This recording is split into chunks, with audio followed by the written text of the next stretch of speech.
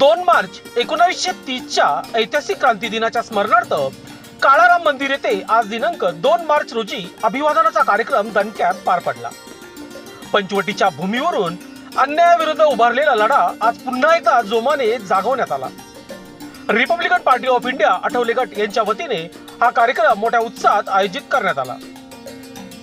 केंद्रीय मंत्री रामदास आठवले यांच्या आदेशाने तसेच जिल्हा प्रमुख प्रकाश लोंढे यांच्या मार्गदर्शनाखाली कार्यक्रम संपन्न झाला.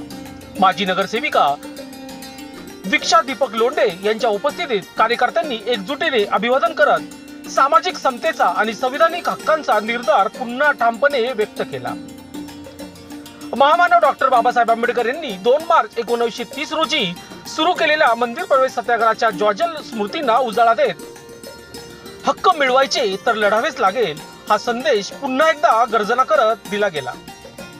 कार्यक्रमाची सुरुवात महापुरुषांच्या प्रतिमेला पुष्पहार अर्पण करून करण्यात आली. त्यानंतर बुद्धवंदना घेऊन प्रमुख मान्यवरांचा सत्कार करण्यात आला.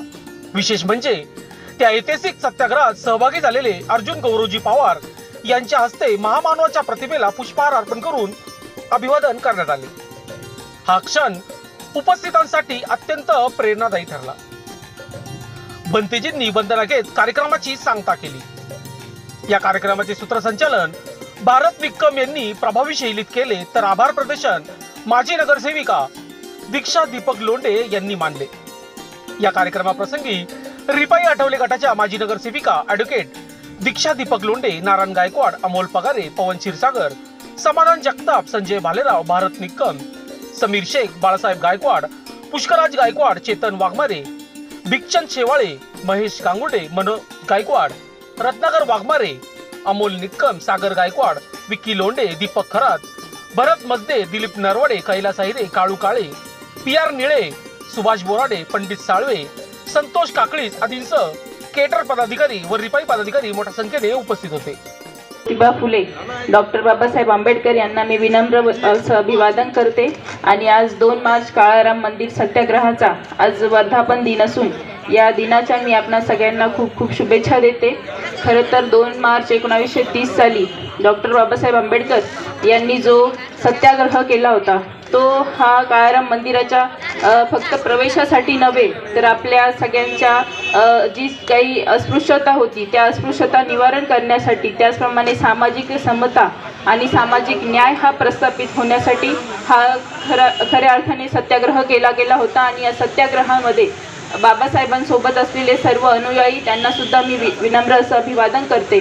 त्याचप्रमाणे हा जो लढा आहे हा 5 वर्ष लढा चालला आणि तेव्हा आपला बाबासाहेबांना आणि त्यांच्या अनुयायांना आणि आपल्या सगळ्यांना न्याय हा मिळालेला होता. जवळपास 1940ला आपल्या बांधवांना या मंदिरामध्ये प्रवेश हा मिळाला होता. आणि मला परत सांगावंसं वाटतं की हा लढा फक्त मंदिराच्या प्रवेशासाठी किंवा देवाचं दर्शन घेण्यासाठी नव्हता, तर हा लढा फक्त आणि फक्त सामाजिक एकता आणि सगळ्यांना समान वागणूक ही मिळावी. जसं संविधानामध्ये लिहिलेलं आहे की समता, बंधुता, न्याय, स्वातंत्र्य ही जी काही मूल्यांचा उल्लेख केलेला आहे, या मूल्यांसाठी बाबासाहेब हे बरेच वर्ष झगडले आणि त्यांनी संविधान निर्मिती केली. आणि या संविधानातून आपल्या सगळ्यांना माणूस म्हणून जगण्याचा अधिकार हा प्राप्त झालेला आहे.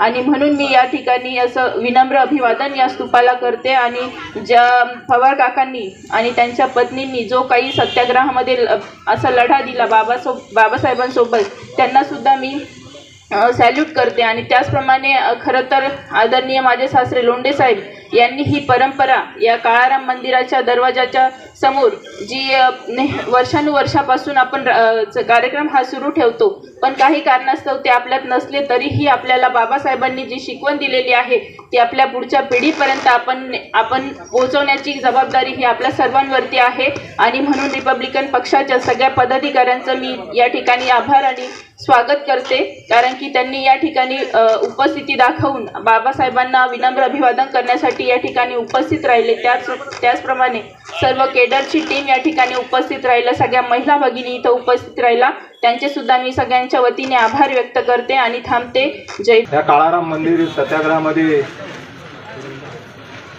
भाग घेतला होता त्यांच्या स्मृतींना उजाळा देण्यासाठी, किंवा त्यांचा जो इतिहास आहे तो आपल्या सर्व भावी पिढींना माहीत होण्यासाठी या ठिकाणी आपण सालाबादाप्रमाणे या वर्षी देखील या कार्यक्रमाचं आयोजन केलेलं आहे.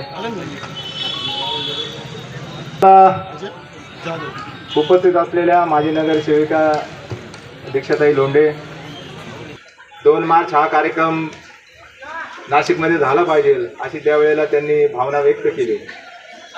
आणि त्या काळामध्ये मी पण नगरसेवक होतो, आमचे प्रकाशजी नगरसेवक होते आणि त्यांच्या नेतृत्वाखाली त्यांनी लगेच होकार दिला आणि आज तागायत तेव्हापासून या कार्यक्रमाला सुरुवात झाली.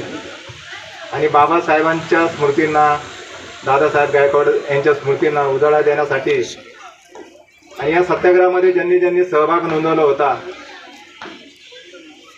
त्या काळातली, मग ती मारुजी असतील, काळे कंपनी असतील, गायकवाड असतील, भालेराव असतील, सर्व जे काही आपले पूर्वज होते या ठिकाणी भारतीयांनी सगळं विषय का झाला की बाबासाहेबांना अभिप्रेत होतं की सर्वसामान्य लोकांना ज्या पद्धतीने मंदिरामध्ये प्रवेश करण्याची मुभा होती, मग आम्हाला का नको. आणि म्हणून हा जो लढा या ठिकाणी 2 मार्च 1930 पासून चालू झाला.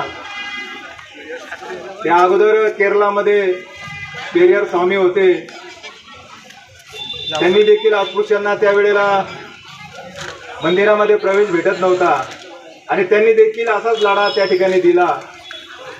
आणि कदाचित बाबासाहेबांच्या